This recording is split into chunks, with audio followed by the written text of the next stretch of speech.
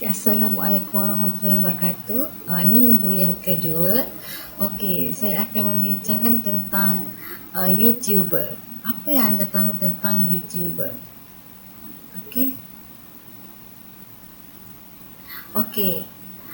Semua orang pernah melayari YouTube dan menjadikan YouTube untuk tatapan peribadi. Okey, biasanya ramai orang terfikir apakah tema-tema yang perlu untuk disediakan kepada tatapan umum. Okey, di sini saya sediakan apakah tema-tema yang sesuai dan juga boleh upgrade dengan idea-idea sendiri. Okey, saya telah membuat penyelidikan dan didapati 12 tema yang menjadi pilihan untuk orang ramai. Okey, yang pertama adalah cara dan gaya. Jadi kalau kita lihat biasanya paling ramai yang menontonlah gaya dan cara ni. Okey, misalnya perawatan kecantikan, okey, berpakaian, cara hidup dan cara hidup yang sihat. Kemudian cara fashion, okey, aktiviti harian, tutorial pakai tudung, makan dan melambangkan idea identiti, personality seseorang individu. Okey, yang kedua, ni mesti ramai orang suka. Okey, muzik. Apa yang awak tahu tentang muzik? Okey, channel ni paling digemari. Okey, jenis-jenis muzik yang ada dekat Malaysia ni seperti pop, balada, K-pop, jazz, pop rock, tradisional dan juga hip-hop. Okey, selain itu mereka juga cover tentang penyanyi terkenal, main alat muzik, boleh menari dan juga menggunakan muzik ini sebagai untuk senaman. Okey, selain daripada itu penyanyi kita juga pasti akan meneliti pameran penggunaan alat muzik. Lepas tu bila dikaitkan dengan penyanyi mestilah ada komposer dan juga penulis lirik. Itu adalah dalam bidang seni muzik. Okey, yang ketiga adalah bidang pendidikan. Ini adalah tema juga yang boleh dikatakan agak diminati, biasanya bersifat pendidikan dan penuh dengan ilmu pengetahuan.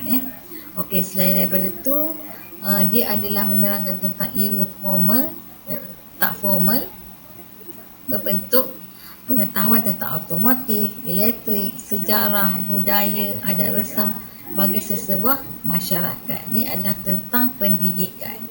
Okey. Kemudian yang keempat adalah bidang sains dan teknologi. Ia berkait rapat dengan edukatif.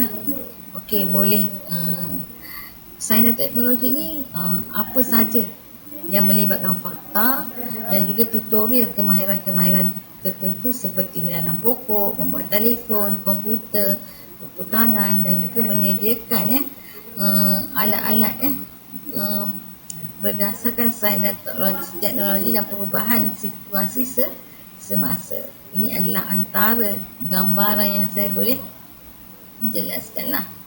Okey, menu yang yang kelima berbentuk hiburan ataupun entertainment. Biasanya paling mudah dibuat dan juga diminati, dan penonton akan mencari hiburan ini untuk merasa agar diri mereka lebih terhibur. Okey, biasanya mereka akan buat vlog, video lucu, video pendek, iklan, animasi, game, grafik, rancangan hiburan, iklan dan sebagainya lah. Okey, ini adalah berbentuk entertainment. Okey, yang keenam. Okey, ini adalah tentang tema pelancong ataupun suka. Okey, orang yang gemar melancong. Mereka ni akan membuat recording tempat-tempat yang menarik, bajet, menceritakan pengalaman, okey, sewaktu mengembara, tips-tips mengembara dan juga kawasan-kawasan yang cantik lah dan untuk dilewati. Okey, ini adalah tentang travelling dan juga event. Okey, kemudian yang ketujuh adalah info ataupun news. Okey, ataupun berita. Biasanya ia berbentuk fakta yang mana pengalaman. Satu tajuk utama dan disusuli pula dengan tajuk sisipan ataupun pengalaman penonton, interview dan sebagainya lah. Okey. Yang ke-8 adalah berbentuk binatang peliharaan. Okey, tujuannya adalah hobi. Okey, hobi, informasi, tips, bajet. Okey, tips, bajet, cara rawatan dan sebagainya. Okey, seterusnya adalah sport, sukan. Okey, ni adalah penggemar-penggemar sukan. Okey, boleh membuat pelbagai jenis sukan. Boleh kategorikan pelbagai jenis sukan yang terdapat dekat Malaysia. Kemudian boleh juga membuat tips-tips ya, tutorial dan juga aktiviti charity untuk kebajikan. Seterusnya adalah kemahiran ataupun do it yourself ataupun macam-macam lah.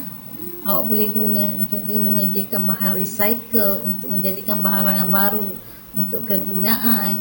Okey, kraft tangan, lukisan, automotif, macam mana nak membaik pulih, rawatan dan juga tips-tips berguna yang paling mudah untuk tatapan umum.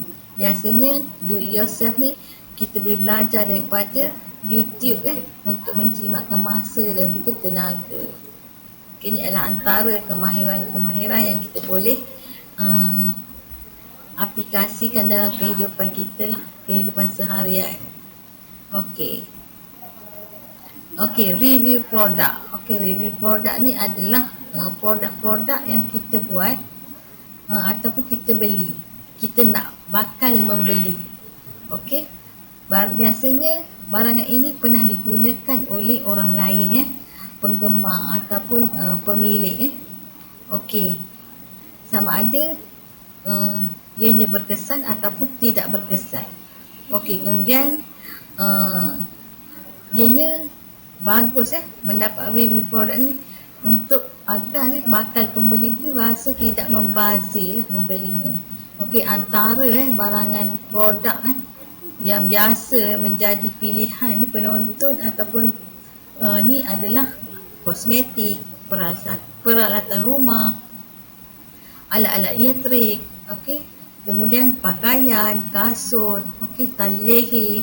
Okey, itu adalah melambangkan barangan itu berkualiti ataupun tidak berkualiti.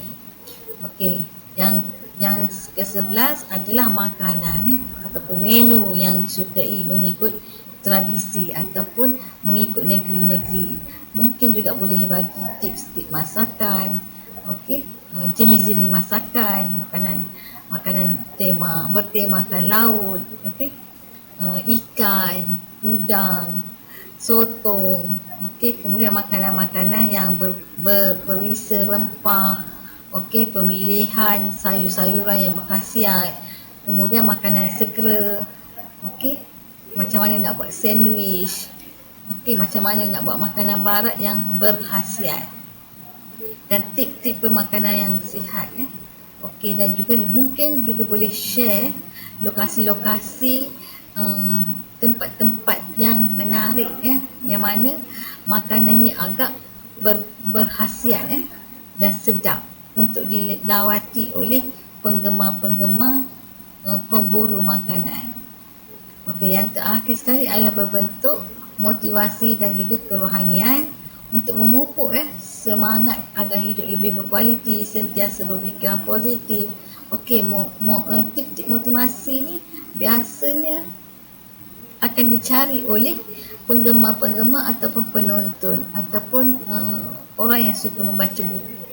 Okey, antara tokoh-tokoh yang biasa ataupun lazim kita boleh buat adalah tentang tokoh-tokoh motivasi. Macam yang terkenal tu Datuk Dr. Fazilah Khamsah, Prof Muhayya dan juga Ustazah Asma Husna. Mungkin juga kita boleh ambil tokoh-tokoh motivasi yang tidak dikenali tetapi mempunyai karakter yang boleh memberi motivasi dan juga menasihat, unsur-unsur nasihat untuk dalam bidang keagamaan. Okey, ini adalah antara buku-buku. Mungkin juga kita boleh fokus kepada buku-buku yang dikeluarkan. Mungkin juga boleh kita ambil petikan dan diguna pakai.